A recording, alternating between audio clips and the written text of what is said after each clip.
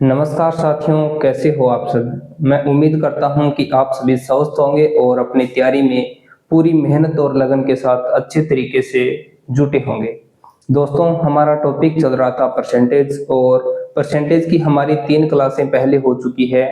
आज हमारी परसेंटेज की चौथी क्लास है और इस क्लास में हम परसेंटेज टॉपिक को पूरा कवर करेंगे। अगला हमारा नया टॉपिक होगा प्रॉफिट एंड लॉस, यानी कि लाभ और हानि। ठीक है।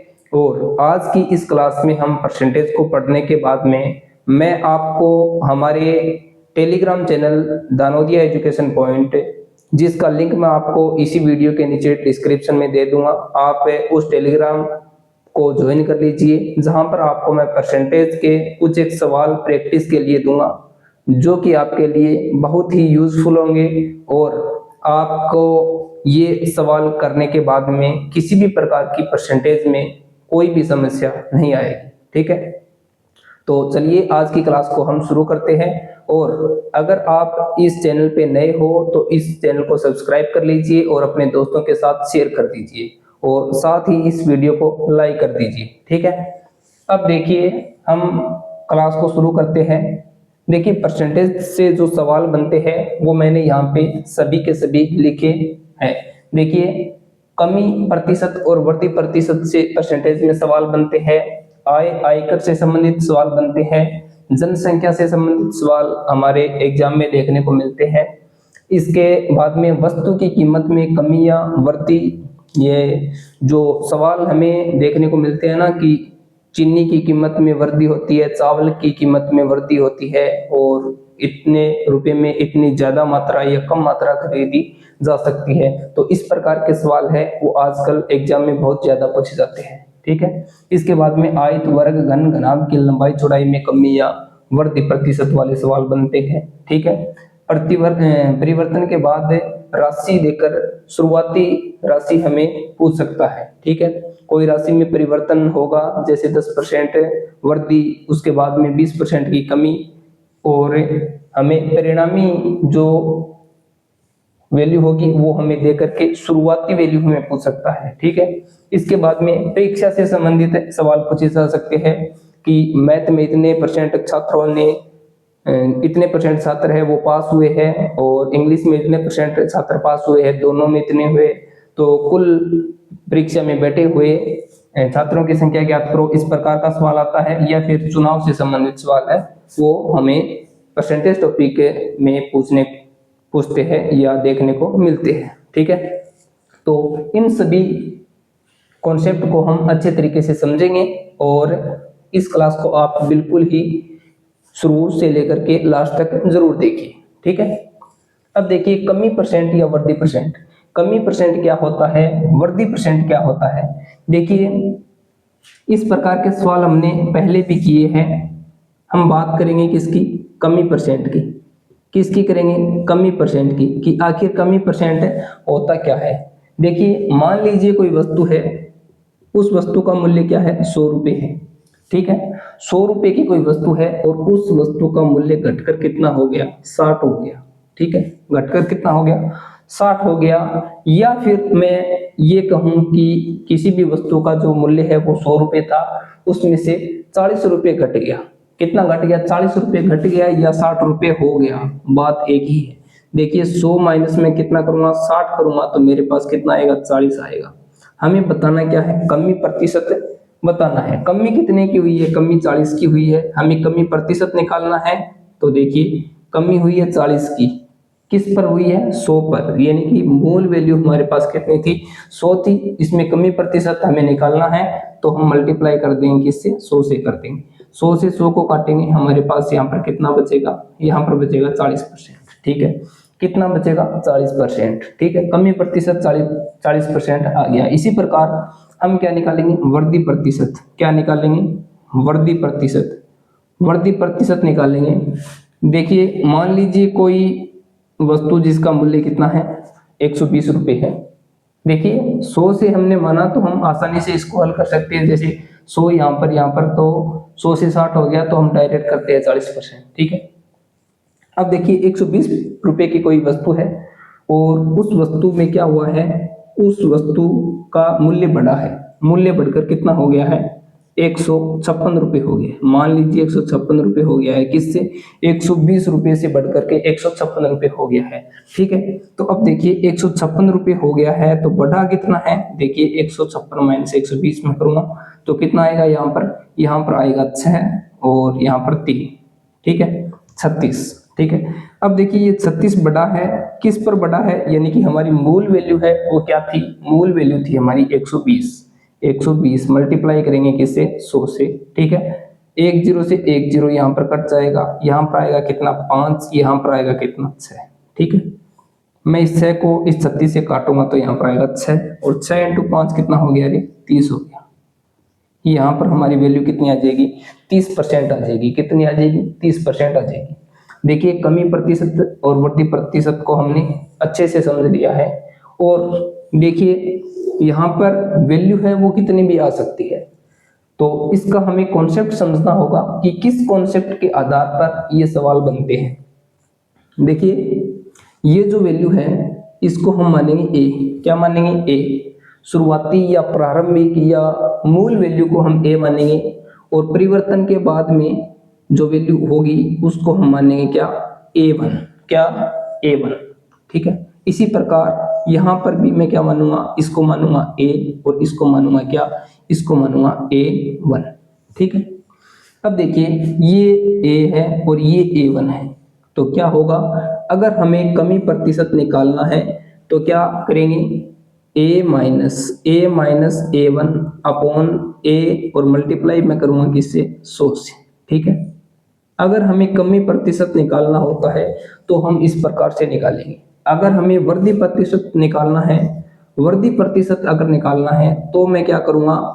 तो देखिए यहाँ पर वृद्धि प्रतिशत निकालूंगा तो क्या करूंगा? A1 को पहले रखूंगा, A1 माइनस A अपॉन में नीचे A ही आएगा, मल्टीप्लाई करूंगा किससे? 100 से करूंगा। ठीक है, ऐसा क्यों किया है? देखिए यहाँ पर कमी प्रतिशत निकालना है तो जाहिर सी बात यह है कि यहाँ पर जो मूल वैल्यू या जो पहले की या प्रारंभिक जो वैल्यू है उसका मान क्या होगा? उसका मान बड़ा होगा। क्या होगा? उसका मान बड़ा होगा। यहाँ पर 100, यहाँ पर 60, तो देखिए बड़ी वैल्यू में से हम छोटी वैल्यू निकालेंगे। देखिए 100 माइनस 60 करेंगे, यहाँ पे 40 आ जाएगा। इसी प्रकार वृद्धि प्रतिशत की अपन बात करेंगे तो वृद्धि प्रतिशत की बात करेंगे तो दूसरी वैल्यू यानी कि परिवर्तन के बाद जो वैल्यू हमें प्राप्त होगी वो बड़ी होगी, तो हम क्या करेंगे?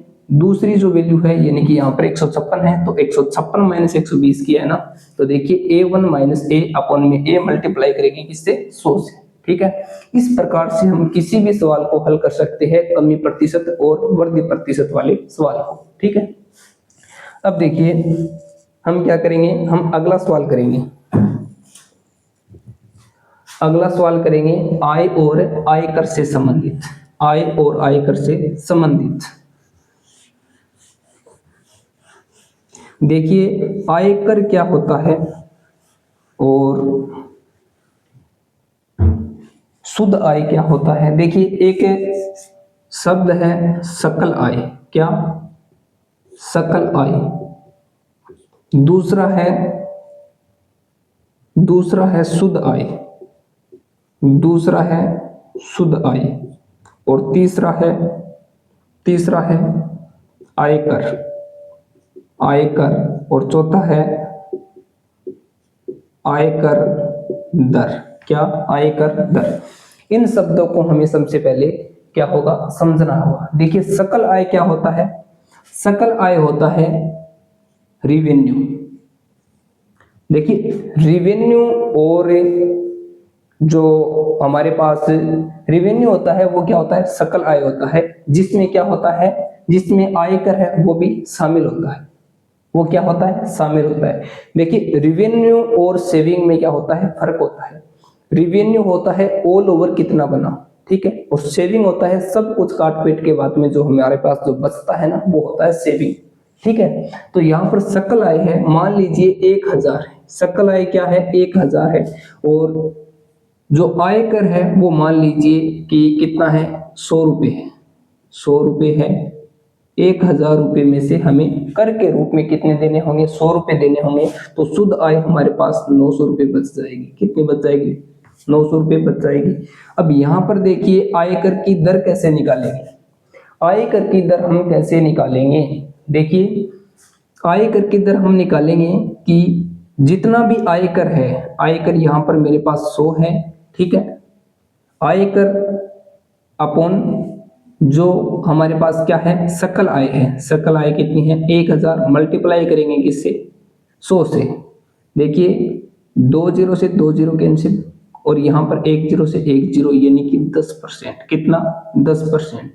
आयकर की जो दर है वो क्या है 10% है, क्या है 10% है, ठीक है। अगर हमें क्या दे दिया जाए कि आयकर की जो दर है वो 10% है, तो हमें क्या निकालना है, हमें शुद्ध आय निकालनी है। कैसे निकालेंगे, देखिए सकल आय हमारे पास क्या है, सकल आय ये हमारे पास 1000 है, क्या है 1000 है। 1000 में से हमें क्या करना है, हमें करना है कि जो आयकर है उसकी दर 10% है, तो हम क्या करेंगे इसका 10% निकाल देंगे, इसका 10% 10/100 करेंगे, 2 जीरो से 2 जीरो 100, देखिए 10 से मल्टीप्लाई 10 करेंगे 100 होगा, यानी कि जो आयकर की वैल्यू है वो कितनी आ जाएगी हमारे पास, वो आ जाएगी 100 रुपये। तो शुद्ध आय हम निकालेंगे तो क्या करेंगे सकल आय माइनस क्या हो जाएगा, सकल आय माइनस क्या हो जाएगा आयकर, आयकर बराबर हमारे पास कितना बच जाएगा 900, ठीक है। ये हमारे पास क्या आ गया, शुद्ध आय आ गई, शुद्ध आय, ठीक है। अब देखिए कमी प्रतिशत वृद्धि प्रतिशत को हमने समझ लिया, इसके बाद में आयकर और आय को हमने समझ लिया, इसके बाद में जनसंख्या से संबंधित सवाल हम हल करेंगे। किससे संबंधित, जनसंख्या से संबंधित सवाल जो कि हमारे एग्जाम में देखने को मिलते हैं, ठीक है। जनसंख्या से संबंधित सवाल आते हैं उसको हम हल करेंगे। देखिए सवाल मेरे पास क्या है, सवाल है कि एक शहर की जनसंख्या कितनी है 50,000 है, क्या है, देखिए एक शहर है और शहर की जनसंख्या कितनी है, शहर की जनसंख्या मेरे पास क्या है 50,000 है, ठीक है। उसमें क्या होता है, उसमें देखिए 20% की दर से बढ़ती है, तो 2 वर्ष बाद जनसंख्या ज्ञात करो। देखिए शहर की जो वर्तमान जनसंख्या है वो कितनी है 50,000 है, 20% की वार्षिक दर से, वार्षिक दर से बढ़ती है, मैं यहाँ पर प्लस का निशान लगा देता, ठीक है। तो हमें पूछा क्या है 2 वर्ष बाद, 2 वर्ष बाद इसकी क्या निकालनी है, जनसंख्या निकालनी है, ठीक है। देखिए जिस प्रकार से हम चक्रवर्ती ब्याज ज्ञात करते हैं उसी प्रकार से ऐसे सवालों को हल करते हैं। कैसे, देखिए यहाँ पर जो संख्या जनसंख्या है वो कितनी है 50,000 है, 50,000 है, 50,000 इंटू 1 प्लस दर कितनी है 20%, 20 अपॉन में कितना 100 और इसकी पावर में कितना आएगा टी, टाइम कितना है 2 वर्ष है, कितना है 2 वर्ष है, ठीक है। ऐसे हम इन सवाल को हल करेंगे, ठीक है। यहाँ पर देखिए 50,000 मल्टीप्लाई करेंगे, देखिए इसको मैं काट सकता हूँ 20 से कम 20, 20 पंजे 100 यानी कि 1/5 और 1 प्लस 1/5 हो गया कितना 6/5, 6/5 2 बार आएगा क्योंकि यहाँ पर क्या है स्क्वायर है, तो 6/5, ठीक है। अब देखिए मैं क्या करूंगा, इस 5 से 5 को काटेंगे तो यहाँ पर आएगा 1 0 0 0 यानी कि 10,000, 10,000 को मैं 5 से दोबारा काटूंगा तो यहाँ पर आएगा कितना 2,000, कितना 2,000। अब देखिए कि 2,000 है मेरे पास, इंटू 6 हो जाएगा कितना 36, 36 को मैं 2,000 से गुना करूंगा कितना आएगा 72,000, कितना आएगा 72,000। देखिए जो शहर की जनसंख्या थी वो 50,000 थी और 20% की दर से वार्षिक दर से बढ़ती है, तो 2 वर्ष के बाद में जो जनसंख्या होगी वो कितनी होगी, वो होगी 72,000, कितनी 72,000। अगर हमें ऐसा दे दिया जाए कि किसी शहर की जो जनसंख्या है वो 20% की दर से बढ़ रही है, ठीक है, 20% की दर से बढ़ रही है और वर्तमान जो जनसंख्या है वो कितनी है, वो है 7200, वर्तमान संख्या 72,000, तो 2 वर्ष पहले की आप जनसंख्या बताओ। पहले की हमें पूछे तो हमें क्या करना होगा, जो जनसंख्या हमें देगा यहाँ पर 72,000 दी है, तो देखिए 72,000 जनसंख्या हमें दे दी, यहाँ पर मल्टीप्लाई में 1 प्लस 20/100 की पावर 2 किया था, तो यहाँ पर पहले की हमें पूछे तो भाग में आ जाएगा, ये कहाँ पर आ जाएगा, भाग में आ जाएगा, 1 प्लस, नहीं ऐसा मैं नहीं लिखूंगी क्योंकि यहाँ पर हमने क्या किया है, इसको हल कर रखा है, 6/5 आएगा इसका, कितना 6/5 मल्टीप्लाई 6/5, ठीक है। अब यहाँ पर देखिए, यहाँ पर हम कैसे करेंगे, यहाँ पर आएगा 72,000 अपॉन 36 मल्टीप्लाई करेंगे किससे, 5 × 5 25 से, ठीक है। 36 यहाँ पर काटेंगे 2 आएगा, यानी कि 2000 को मल्टीप्लाई करेंगे 25 से तो यहाँ पर आएगा कितना, 50,000, ठीक है। इस सवाल को हम दोनों तरीके से हल कर सकते हैं। देखिए कि अगर हमें जनसंख्या देकर के 2 वर्ष बाद की पूछे तो भी हम हल कर सकते हैं, और 2 वर्ष पहले की पूछे तो भी हम हल कर सकते हैं, ठीक है। इस प्रकार का सवाल लगभग सभी एग्जाम में देखने को मिलता है जो कि जनसंख्या से रिलेटेड आता है। इसके बाद में देखिए हम क्या करेंगे, वस्तु की कीमत में कमी या वृद्धि से संबंधित सवाल हल करेंगे, ठीक है। और आप चिंता मत कीजिए कि परसेंटेज के जो भी प्रैक्टिस सेट में जो भी मैं क्वेश्चन सिलेक्ट करके डालूंगा, उन सभी क्वेश्चनों को आप अच्छे तरीके से हल करना। अगर किसी भी सवाल में कोई भी दिक्कत हो तो आप कमेंट बॉक्स में बता सकते हैं, उन सभी सवालों को मैं आपको एक क्लास में करवा दूंगा, ठीक है। तो आप जल्दी से हमारे टेलीग्राम चैनल को ज्वाइन कर लीजिए, दानोदिया एजुकेशन पॉइंट। जिस चैनल की मैं आपको लिंक है वो इसी वीडियो की डिस्क्रिप्शन में डाल दूंगा, ठीक है। अब देखिए वस्तु की कीमत में कमी और वृद्धि से संबंधित सवाल को हल करेंगे। किससे संबंधित, वस्तु की कीमत में कमी और वृद्धि से संबंधित, ठीक है। सवाल देखिए हमारे पास क्या है, सवाल ये है कि वस्तु की कीमत में 20% की वृद्धि होती है तो खपत में कितने प्रतिशत की कमी करे ताकि वे समान रहे। देखिए इस प्रकार का सवाल हर एग्जाम में पूछा जाता है। कोई वस्तु है, वस्तु की जो कीमत है, वस्तु की कीमत में क्या होता है, वस्तु की कीमत में क्या होता है, 20% की वृद्धि होती है, 20% की वृद्धि होती है तो वस्तु की खपत में कितनी कमी करे ताकि हमारा वे क्या रहे, ताकि वे समान रहे, ठीक है। देखिए कोई वस्तु है, उस वस्तु की कीमत में अगर कमी हो जाती है, वस्तु की कीमत में अगर वृद्धि हो जाती है तो हमें क्या करना होगा, खपत में अगर हम कमी करेंगे तो हमारा जो संतुलन है वो बना रहेगा, ठीक है। देखिए 20% वृद्धि होती है तो हम क्या करेंगे, जो वृद्धि प्रतिशत है या जो हानि प्रतिशत है, कमी प्रतिशत है, उसको हम क्या करेंगे, कमी प्रतिशत है या वृद्धि प्रतिशत है उसको ऊपर लिखेंगे, यानी कि कमी प्रतिशत या वृद्धि प्रतिशत अपॉन 100 प्लस माइनस कमी प्रतिशत या वृद्धि प्रतिशत, ठीक है। 100 प्लस वृद्धि हुई है तो यहाँ पर प्लस आएगा, अगर यहाँ पर कमी होती तो क्या आता, माइनस आता। 20 अपॉन में 100 प्लस कितना हो जाएगा, 20 मल्टीप्लाई करेंगे किससे, 100 से करेंगे, ठीक है। यहाँ पर देखिए कितना आएगा, 20 अपॉन 120 मल्टीप्लाई करेंगे किससे, 100 से, ठीक है। 1 0 से 1 0, 2 से 6 आ जाएगा और यहाँ पर होगा कितना, 50/3 आ जाएगा, अगर 2 से काट दे तो।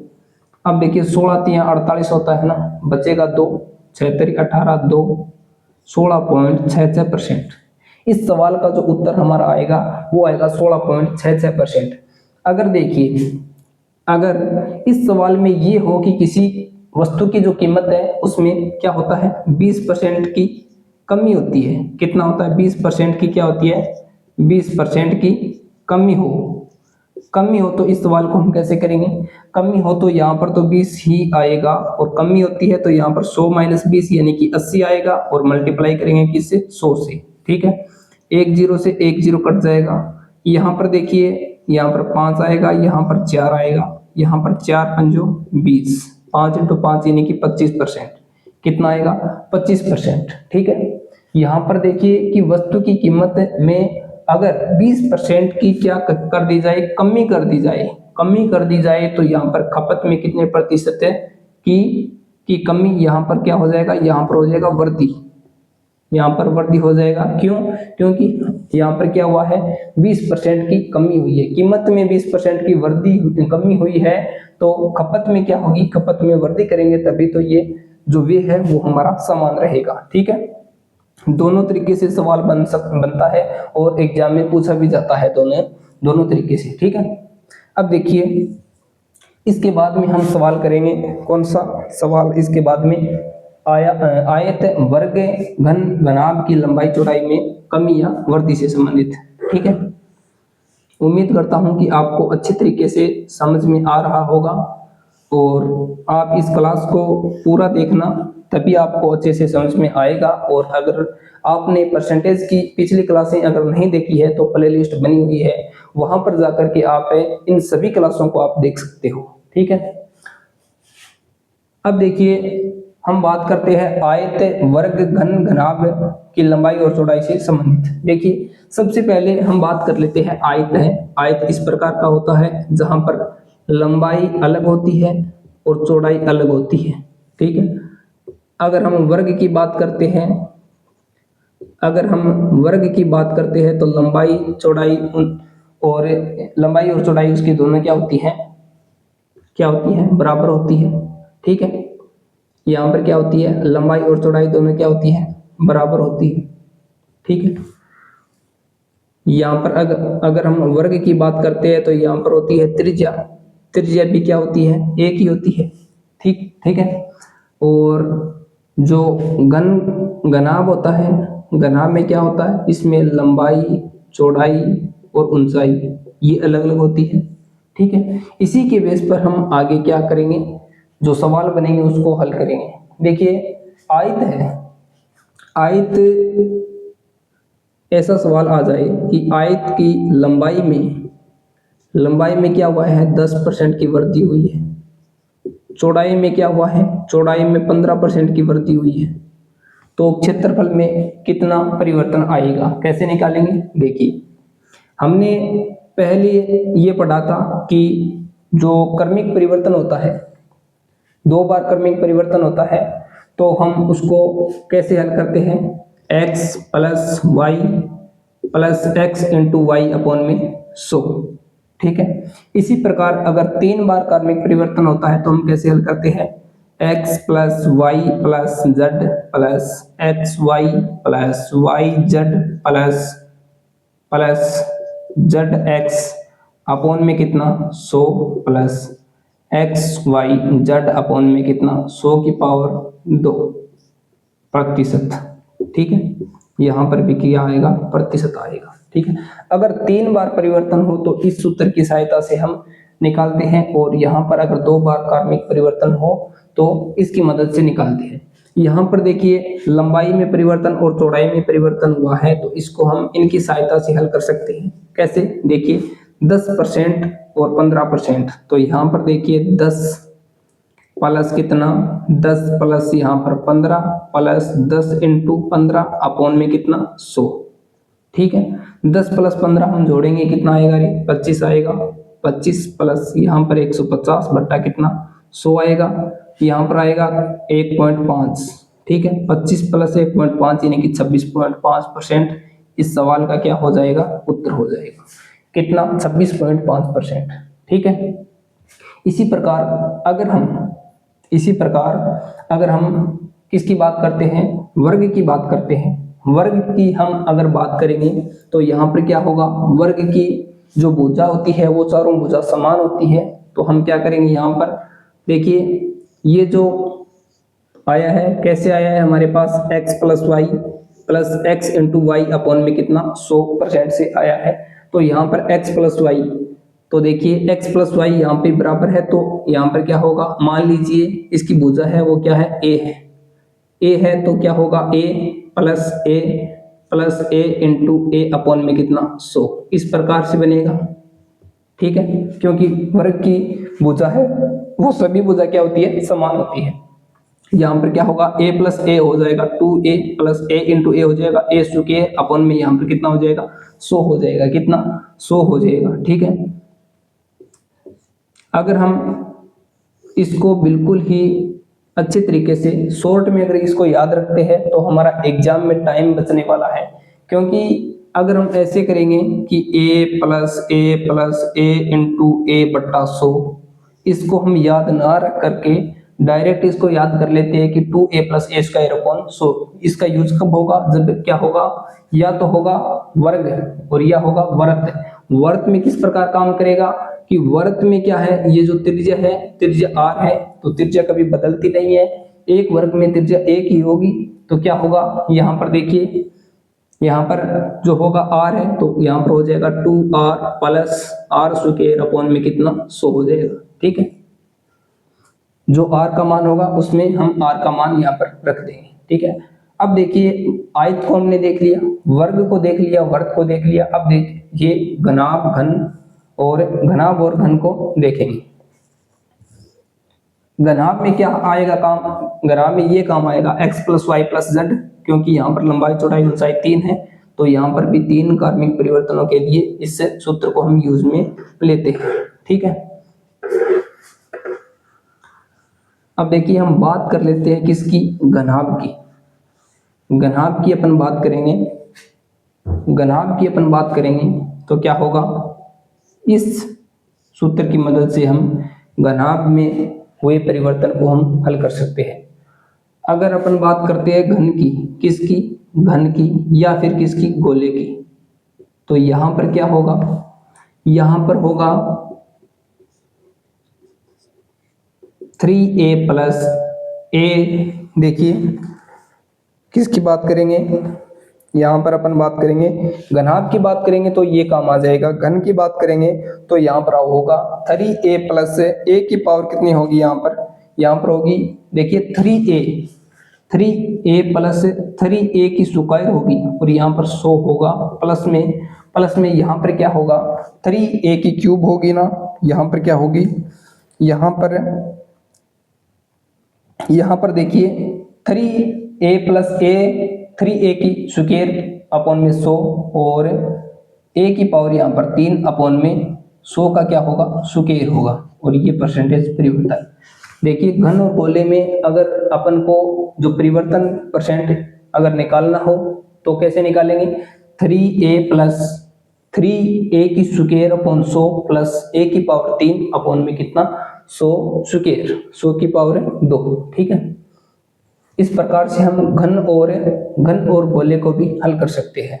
इसके बाद में क्या होगा, इसके बाद में परिवर्तन के बाद में राशि देकर शुरुआती राशि पूछना, परिवर्तन के बाद में राशि देकर, परिवर्तन के बाद की राशि देकर के और शुरुआती या पहली वाली राशि हमें पूछ लेता है तो कैसे हल करेंगे। ठीक है, इसको देखिए मैं मिटा देता हूं, अगला सवाल हम हल करेंगे। अगला सवाल क्या है,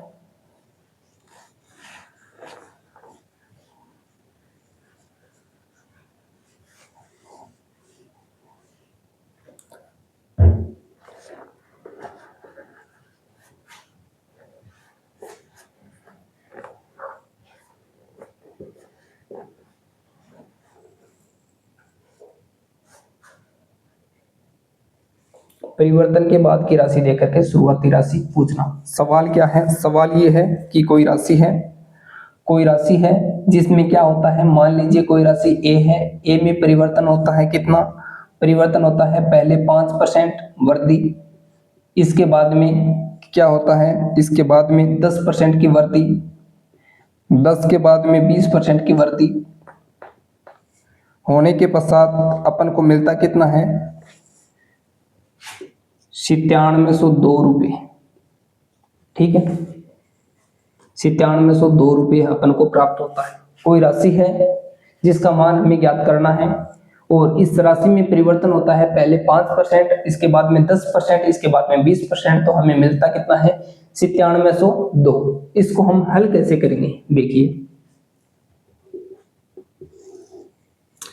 हमारे पास जो वैल्यू है वो कितनी आई है, 9702 आई है, मल्टीप्लाई यहाँ पर हम करेंगे 100 अपॉन, देखिए यहाँ पर जो परसेंटेज में परिवर्तन हुआ है वो 5%, तो यहाँ पर होगा 105 मल्टीप्लाई 100 अपॉन यहाँ पर होगा 110 मल्टीप्लाई यहाँ पर 100 अपॉन होगा कितना कितना होगा, यहाँ पर होगा 20%, तो 120। ठीक है, अब देखिए इसको हम इससे काटेंगे, कितना होगा 20 पंजा 120 और यहाँ पर 21। यहाँ पर एक जीरो से एक जीरो को काट दिया और यहाँ पर एक जीरो से एक जीरो को, यहाँ पर 5 और यहाँ पर आ जाएगा 6। ठीक है, अब यहाँ पर देखिए 9702 इंटू 20 इंटू 10 200 इंटू 5 यानी कि 1000, कितना हो गया 1000 अपॉन यहाँ पर कितना आएगा, यहाँ पर आएगा 11 छक 66, 11 छक्की 66 मल्टीप्लाई कितना होगा 21 होगा, कितना होगा 21 होगा, कितना 21 इंटू कितना 66। ठीक है, अब देखिए इसको हम हल कैसे करेंगे, इसको हम हल कैसे करेंगे। 66 को अगर मैं 21 से मल्टीप्लाई करूं तो कितना आएगा, 66 एकम 66 का 6। ठीक है, 66 दूनी कितना हो जाएगा 132, 66 इंटू 2 132 6। ठीक है, 1326 हो गया, कितना 1326। अब देखिए इस 1326 से ये संख्या कटती है क्या, देखिए किससे कटेगी, अगर कटेगी तो ये कटेगी 6 तो 42 होता है ना। ठीक है, 6 दूनी 12, 2 से कटेगी नहीं, 7 से कटेगी ये संख्या। देखिए कटती है या नहीं कटती है, 7 से अगर इसको मल्टीप्लाई करेंगे 6 7 42, 7 दूनी 14, 7 दूनी 14, 14 और देखिए ये सही किया है या गलत किया है, 7 नहीं किससे कटेगी, या फिर 6 7 42, 4 7 14 18, ऐसे तो नहीं कटेगी। 9702 संख्या 9702 ही है ना, 9702 है। ठीक है, इसको मैं एक बार दोबारा करता हूँ कि इसको 21 मल्टीप्लाई कितना 66। ठीक है, 21 छक्की 96,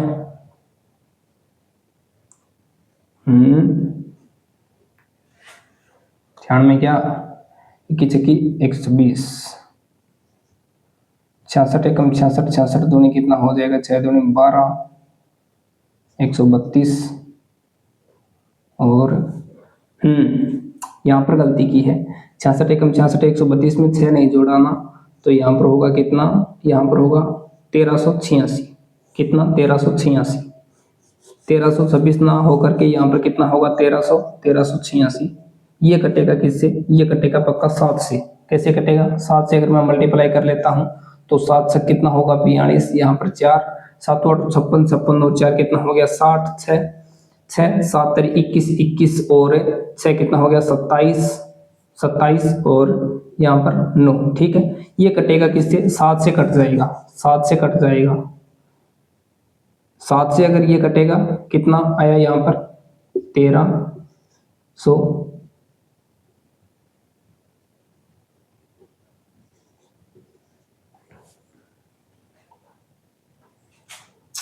38 था ना, यहाँ पर 38 था, 1386। ठीक है, इन दोनों को हम काटेंगे तो कितना आएगा 7 आएगा, 7 इंटू 1000 यानी कि 7000। ठीक है, कितना आ जाएगा रे 7000, यानी कि जो हमारी वैल्यू थी, जो एक का मान था वो कितना आ गया हमारा 7000 आ गया। अगर हमें 7000 दे करके ये वैल्यू भी पूछ सकता है। ठीक है, इसको हम कैसे निकालते, हमें अगर ऐसे निकालना हो कि 7000 वैल्यू दे दी, इसके बाद में हमें 5% की वृद्धि होती है, 5/100, 5/100 मल्टीप्लाई करते किससे 5/100, 5% की वृद्धि 105/100 मल्टीप्लाई करते किससे, मल्टीप्लाई 110/100 से करते, इसके बाद में 120/100 से करते। ठीक है, यहाँ पर वही संख्या कट कर आ जाती। ठीक है, यहाँ पर 6 आता, यहाँ पर 5 आता, यहाँ पर 105, 21 और यहाँ पर आता कितना 20 आता। ठीक है, 11/10, 6/5। अब आता कितना, देखिए 7000 मल्टीप्लाई इसको इससे करेंगे तो कितना आएगा, 66 इंटू 21 करते तो कितना आता 1300 कितना 86 अपन, यहाँ पर आता कितना 1000, कितना आता 1000 है ना, यहाँ पर 5। ठीक है, 1000, 3 जीरो को मैं 3 जीरो से काट देता हूँ यहाँ पर। अगर मैं इसको 7 से मल्टीप्लाई करूँगा, 7 7 42 2, 7 7 42, 2 7 और 56, 56 और 4 कितना हो गया, अरे 60 आ गया, 6 7 अरे 21, 7 2 और 9 97 0 2। ऐसे भी हम इसको हल कर सकते हैं, ठीक है। दोनों तरीके से हल कर सकते हैं और दोनों तरीके से हमें पूछ भी सकता है एग्जामिनर। इसके बाद में देखिए हम क्या निकालेंगे, परीक्षा से संबंधित सवाल निकालेंगे। परीक्षा से संबंधित सवाल जो कि एग्जाम में पूछे जाते हैं। तो देखिए अगला सवाल हम निकालते हैं। अगला सवाल क्या है हमारा, अगला सवाल, एक परीक्षा में इंग्लिश में किसी कक्षा में 60% छात्र, देखिए 60% छात्र है, 60% छात्र है, वो क्या है, मैथ में क्या हुए हैं, पास हुए हैं, मैथ में पास हुए हैं, ठीक है। और इसके बाद में क्या है, इसके बाद में जो 70% छात्र हैं वो इंग्लिश में क्या हुए हैं, इंग्लिश में पास हुए हैं, ठीक है, इंग्लिश में पास हुए हैं। और 20% छात्र दोनों विषयों में फेल हुए हैं। 20% छात्र हैं, 20% छात्र हैं वो फेल हुए हैं, किसमें, दोनों विषयों में, दोनों विषयों में, दोनों विषयों में, ठीक है। तो हमें निकालना क्या है, हमें निकालना है 20% छात्र फेल हुए हैं, यदि अनुत्तीर्ण छात्र 160 है, यदि अनुत्तीर्ण जो छात्र है वो कितने हैं, 100 कितना है, 160 है, ठीक है। तो हमें क्या निकालना है, कुल छात्र, कुल छात्र हमें निकालने हैं। कैसे निकालेंगे, देखिए 60% छात्र हैं वो मैथ में पास हुए हैं, 70% छात्र है वो इंग्लिश में पास हुए और 20% छात्र फेल हुए दोनों में, ठीक है। तो यहाँ पर फेल का हमें आंकड़ा दिया है तो हम क्या करेंगे, फेल वाला ही ले लेंगे।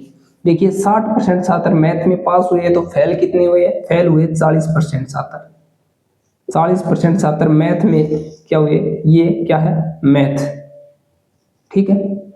और इसके बाद में अपन बात करेंगे कि इसकी इंग्लिश की बात करेंगे। इंग्लिश में 70% अगर पास हुए तो 30% क्या हुए हैं, फेल हुए, 30% फेल हुए।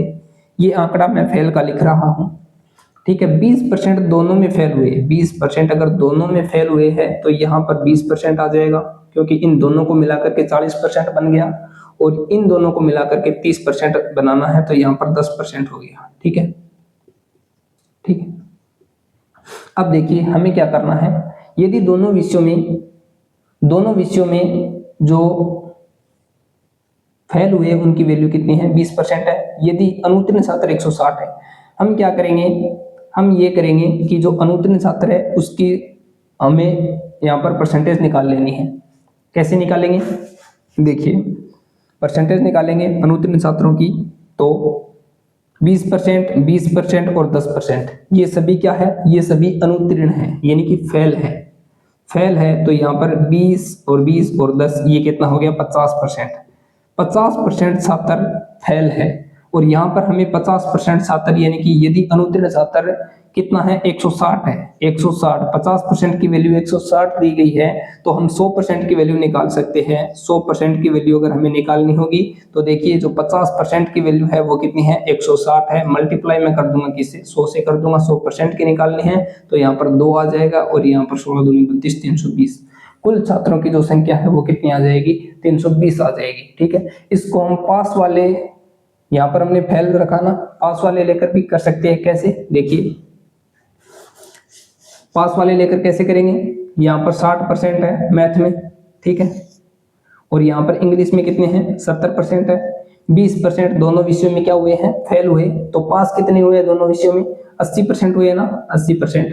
अगर 80% हुए हैं तो यहाँ पर क्या होगा, 80% हुए किसमें, दोनों में, नहीं दोनों विषयों में जो फेल हुए हैं वो क्या है, 20% है, और दोनों विषयों में जो पास हुए हैं वो क्या है, फेल हुए हैं, वो क्या है, दोनों विषयों में फेल हुए, उसको हम लिख सकते हैं, दोनों विषयों में जो फेल हुए हैं उनका जो परसेंट है वो कितना है, 20 है, 20 है, ठीक है।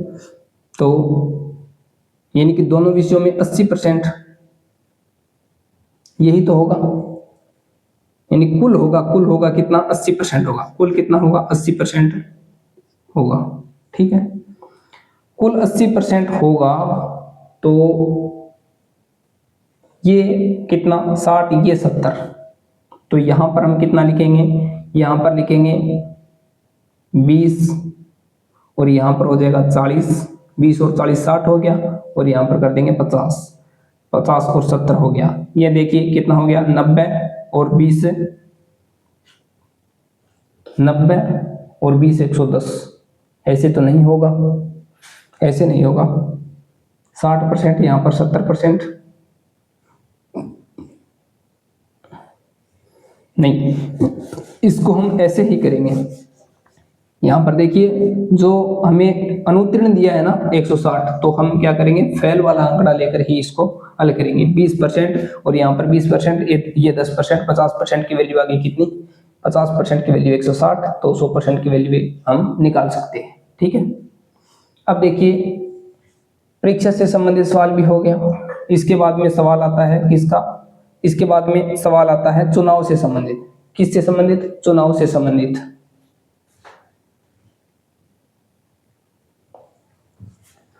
चुनाव से संबंधित हमारा सवाल।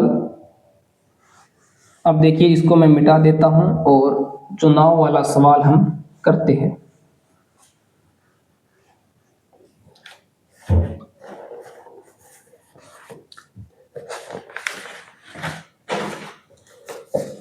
देखिए सवाल यह है कि एक चुनाव में 2 प्रत्याशी थे, जिसमें एक प्रत्याशी को 75% मत मिलते हैं। कितना मिलता है, 2 प्रत्याशी हैं, 1 2। इसकी मान लीजिए हार हुई है, इसकी मान लीजिए क्या हुई है, जीत हुई है। जीत वाले को मिल रहा है कितना, 75% मत मिला है। इसको 75 मिला है तो इसको 25 मिला होगा। ठीक है, एक को 75 मिला है तो दूसरे को कितना मिला होगा, 25% मिला होगा।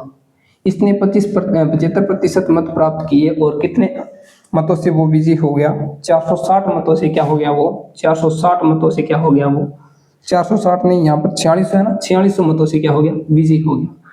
तो हम देखिए इनकी जो जीत है इसका अंतर निकालेंगे। कैसे निकालेंगे, देखिए 75% इसको मिला है और इसको मिला है 25%। इन दोनों का परसेंटेज में अंतर है वो 50 है, यानी 50% की वैल्यू हमारे पास है कितनी है, 4600 है।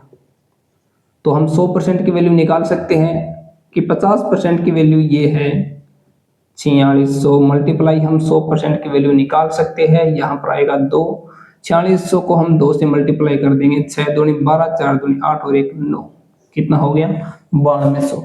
जो कुल मतों की जो संख्या है वो कितनी होगी, यहाँ पर 9200 होगी। देखिए ये मैंने टाइप समझाने की कोशिश की है कि इस टाइप से सवाल बनते हैं और इन तरीके से सवाल और इनसे रिलेटेड सवाल है वो एग्जाम में आते हैं। ठीक है, मैं आपको एक प्रैक्टिस सेट दे रहा हूं जो कि हमारे टेलीग्राम चैनल, जिसका मैं लिंक आपको इस वीडियो के नीचे दे रहा हूं, जहां पर आपको प्रैक्टिस सेट दिया जाएगा और प्रैक्टिस सेट के साथ ही आपको विद सॉल्यूशन के साथ में ये दिया जाएगा। ठीक है, और किसी भी प्रकार की किसी भी सवाल में कोई समस्या हो तो मैं आपके लिए एक क्लास लेकर के आऊंगा, जिसमें मैं आप सभी को इन सवालों को अच्छे तरीके से हल करवाऊंगा। ठीक है दोस्तों, ज्यादा से ज्यादा इस चैनल को सपोर्ट करना।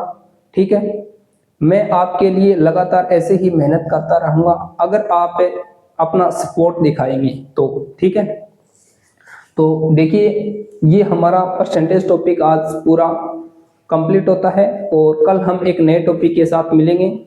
और कल का हमारा टॉपिक है वो रहेगा क्या, प्रॉफिट एंड लॉस, लाभ और हानि। ठीक है, तो आज के इस सेशन को यहीं पे समाप्त करते हैं। जय हिंद, जय भारत।